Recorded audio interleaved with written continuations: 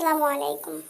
শেখপুর রান্নাঘরের পক্ষ থেকে আপনাদের জানাই স্বাগতম। বন্ধুরা, তালের সময় তালের বড়া বা পিঠা খাওয়া হবে না, এটা কি করে হয়? এটি শীতের মতো একটি পিঠা খাওয়ার সিজন। তো আমি তালটাকে জালি দিয়ে বের করে নিয়েছি। আমি এটাকে পানি দিব না, জ্বালিয়েও নিব না, কাঁচা তাল দিয়ে আমি বড়া বানাবো আজ। তার ভিতরে আমি দিয়ে দিচ্ছি নারকেল কুড়ানো, আমি দিয়ে দিচ্ছি চালের গুঁড়া। এটা আমি ভিজা চালের গুঁড়া ব্যবহার করেছি, এতে তেলের পরিমাণ কম লাগে। তারপরে আমি দিয়ে দিচ্ছি অল্প একটু লবণ এবং চিনি। এটা দিয়ে আমি ভালো করে মাখিয়ে নিয়েছি। মাখিয়ে আমি প্রায় 15 থেকে 20 মিনিটের জন্য রেখে দিচ্ছি, কারণ আমার চিনিটা একটু গলে যাবে, আর না হলে ভাজার পরে কেমন যেন লাগে।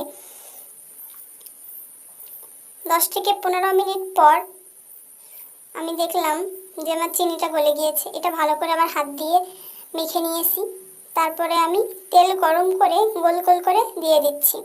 আমি তেলের পরিমাণটা একটু বেশি নিয়েছি, কারণ তেলের পরিমাণ বেশি নিলে ভাজাটা অনেক সুন্দর হয়। তো এটিকে আমি যখন দেখবো হালকা বাদামি কালার ধারণ করেছে, হালকা একটু লাল লাল হয়ে আসছে, তখন আমি এটাকে অপর পাশ উল্টিয়ে দেবো। আমি এটাকে অনেক পরিমাণ ভাজবো না, তাহলে আমার বড়াটা শক্ত হয়ে যাবে এবং খেতেও অতটা ভালো লাগবে না। হালকা ভাজি করে নিয়েছি। এতে আমার নরম থাকবে, ফ্রিজে রাখলেও নরম থাকবে, খেতে ভালো হবে। তো আমি একে একে করে আমার বড়াগুলোকে বানিয়ে নিয়েছি। বন্ধুরা, এটি খেতে খুবই ভালো লাগে।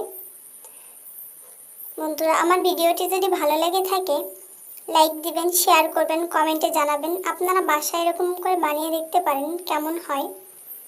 বন্ধুরা, আমার ভিডিওটি যদি আপনাদের কাছে ভালো লেগে থাকে সাবস্ক্রাইব করবেন।